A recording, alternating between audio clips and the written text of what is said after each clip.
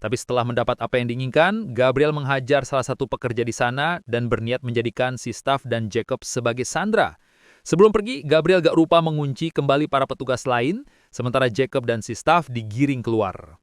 Tiba-tiba akhirnya para polisi datang ke TKP dan seperti biasa datangnya setelah kejadian alias selalu telat. Jacob yang merupakan penanggung jawab di sana dan saksi kunci pun dibawa ke kantor polisi untuk dimintai keterangan. Di sana Jacob menyarankan dua polisi yang memeriksanya agar mengecek rekaman kamera pengawas di bank.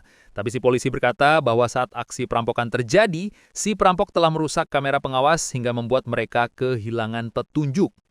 Jacob menjelaskan bahwa si perampok berpakaian taktis dengan senjata lengkap dan bertakmen. Sontak si polisi itu pun menunjukkan sebuah foto dengan ciri-ciri yang hampir sama. Setelah diamati, Jacob merasa bahwa orang di foto bukanlah orang yang merampok bank. Jacob dibuat syok karena kejadian itu menimbulkan korban dan membuatnya tidak bisa memberi kesaksian lebih pada polisi. Akhirnya mereka pun harus menunda proses penyidikan sampai kondisi mental Jacob stabil.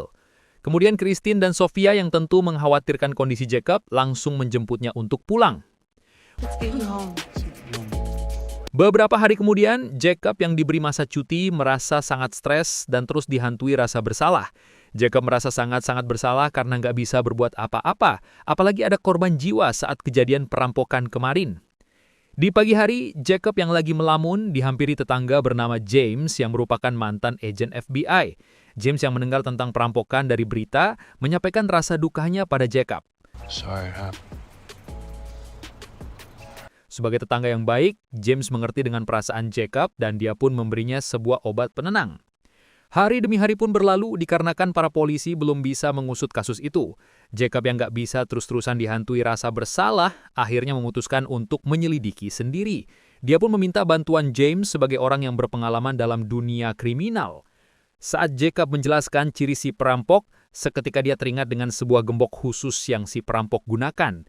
James yang merasa bahwa itu sebuah petunjuk, dia pun langsung mencari gambar gembok yang dimaksud. Pada keesokan hari, Jacob yang masih disibukkan menyelidiki kasus itu, mulai diketahui sang istri, sampai-sampai mereka bertengkar. Christine meminta Jacob agar melupakan kejadian tersebut, dan biarlah para polisi yang menangani. Bukan tanpa alasan, tapi Christine khawatir jika Jacob terus-terusan stres memikirkan semua ini. I need you to keep this away from her. I need you back.